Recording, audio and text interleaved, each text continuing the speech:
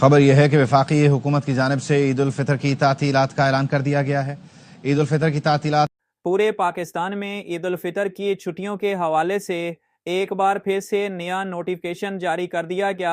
आज से 2 रोज़ कबल भी ईद उल फितर की छुट्टियों का ऐलान हुआ था, लेकिन हुकूमत पाकिस्तान की जानिब से एक बार फिर से ईद उल फितर की छुट्टियां मज़ीद बढ़ा दी गई हैं। अब ईद उल फितर में कितनी छुट्टियां होंगी और अब नए नोटिफिकेशन कौन सा जारी किया गया है, अभी आपके साथ मुकम्मल तफसीलात शेयर करने वाले हैं। लेकिन उससे पहले आपको बताते चलें कि ईद उल फितर के हवाले से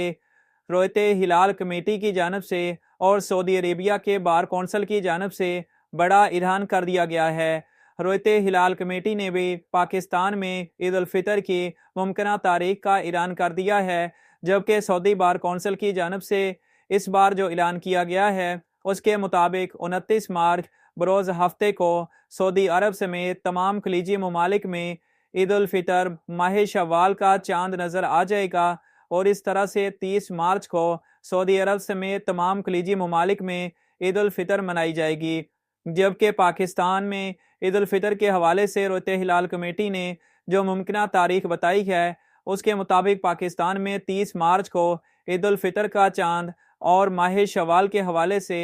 चांद आम आंख के साथ भी देखा जा सकेगा और इस तरह से पाकिस्तान में 31 मार्च को ईद उल फितर मनाई जाएगी। और आपको बताते चलें कि ईद उल फितर की छुट्टियों के हवाले से जो पहले नोटिफिकेशन जारी किया गया था उसके मुताबिक पाकिस्तान में